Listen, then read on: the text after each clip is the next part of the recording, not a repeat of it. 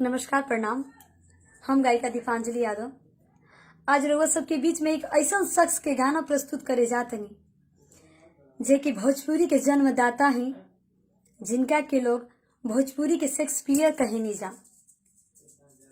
भिखारी ठाकुर जी आज उनका जन्मदिन हटे, तो रउआ सबके बीच में उनके जन्मदिन के शुभ अवसर पर रउआ सबके बीच में उनकर ही एक रचना कल गीत रउआ सबके बीच प्रस्तुत करम।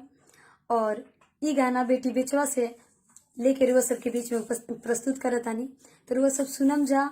और रुआ सबके अगर अच्छा लगी तो जरूर लाइक कमेंट शेयर करम।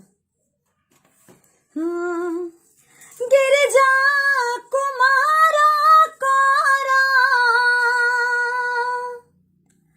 दुखावा हमारा परा,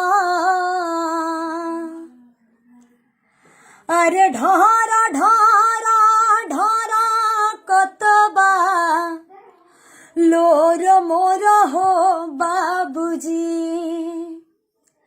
अरे ढारा ढारा ढारा कतबा लोर मोर हो बाबूजी।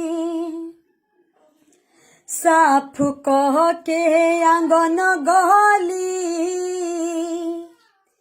छिपा लोटा जूठा मली, अरे बन के रहनी माई केटा हलानी हो बाबूजी, अरे ढारा ढारा ढारा कतबा लोर मोर हो बाबूजी।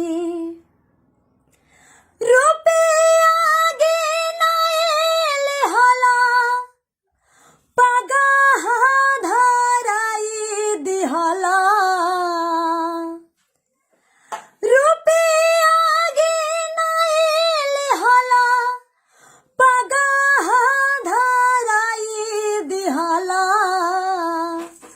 अरे छेरिया के छेरिया नवहला हो बाबूजी, अरे ढारा ढारा ढारा कतबा लोर मोर हो बाबूजी। कोई ओहिसन जादू कईल पागल तोहर मती भइल, अरे नेहटी काटी बेटी भसी यवहला हो बाबूजी, अरे ढारा ढारा ढारा कतबा लोर मोर हो बाबूजी। तो लो जोरा पिया देखो मोह लेके दिया, तो लो जोरा पिया देखो मोह लेके दिया, अरे कोई से कहे नहीं खे आवत मोर हो बाबूजी, अरे कोई से कहे नहीं खे आवत मोर हो बाबूजी। खुशी से होता विदाई, अरे पत्थर छाती कैलो सहमाई, अरे दूधवा पियाई बीस राई देली हो बाबूजी, अरे दूधवा पियाई बीस राई देली हो बाबूजी, अरे ढारा ढारा ढारा कतबा लोर मोर हो बाबूजी।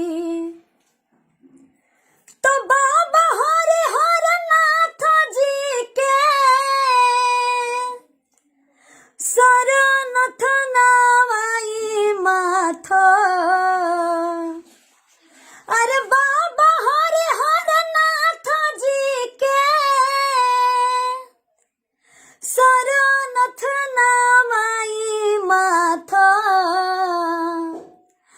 अरे करता भिखारी पारा चारो मोर हो बाबूजी, अरे करता भिखारी पारा चारो मोर हो बाबूजी। पूर्व के कोना घर गंगा के किनार पड़, पूर्व के कोना घर